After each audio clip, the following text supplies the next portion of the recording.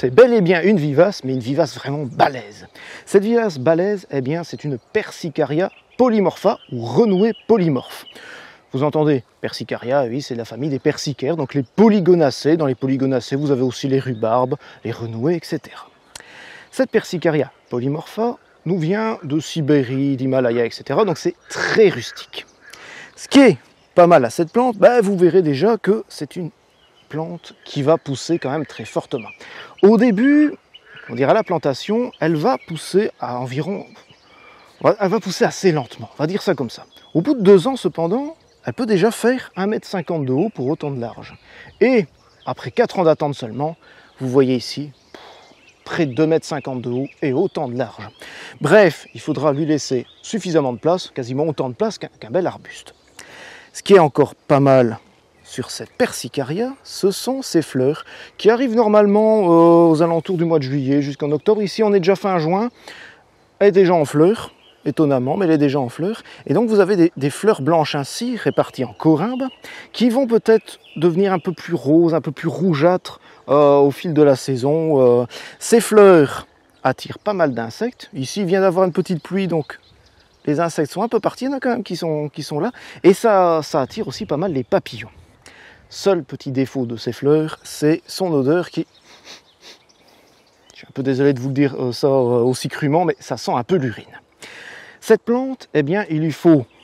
Vous voyez que ça pousse quand même très rapidement et ça devient assez grand quand même. Il lui faut donc un sol bien lourd, bien riche et si possible qui reste frais. Alors, on a tendance à dire que ça ne supporte pas la sécheresse. J'ai envie de dire oui et non. Il faut y faire attention la première année, il faut éviter effectivement de la laisser sécher en été, en tout cas la première année qui suit la plantation. Par la suite, en fait, la plante va ralentir, s'il y a une sécheresse, va ralentir sa croissance, mais ne va pas mourir. Donc en fait, c'est une plante qui est quand même assez résistante à la sécheresse. Je dis bien résistante, je n'ai pas dit qu'elle appréciait la sécheresse.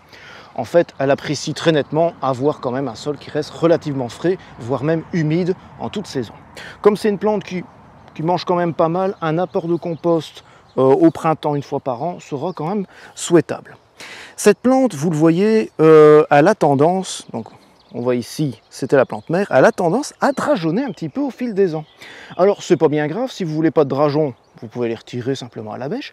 En revanche, si vous dites, chouette, il y a des drageons, soit vous laissez pousser tranquillement, soit vous prenez votre petit drageon et vous allez le mettre un peu ailleurs. Je vois d'ailleurs qu'il y en a qui se sont mis un peu par là. Cette plante aussi est parfaite en guise de super couvre-sol. En dessous, il y a très peu de choses qui poussent.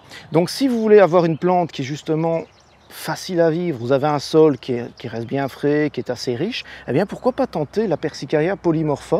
Vous aurez ainsi une grande vivace assez imposante à un endroit et vous aurez plus vraiment de travail à faire par la suite. Seul petit travail, eh bien ce sera juste de retirer en automne les cannes desséchées. Les cannes desséchées d'ailleurs que vous pouvez passer au broyeur, par la suite. Ainsi ça fera un très beau petit paillage qui va se dégrader petit à petit. C'est pas mal du tout. Bref, on connaît assez bien les Persicaria en général. Je pense aux Persicaria en plexicolis, à d'autres persicaires comme ça qui sont en fait des couvre-sols extrêmement solides qu'on peut mettre un peu partout. Eh bien, si vous avez une grande place au soleil ou même à mi-ombre, eh bien pourquoi ne pas tenter cette Persicaria polymorpha ou renouée polymorphe.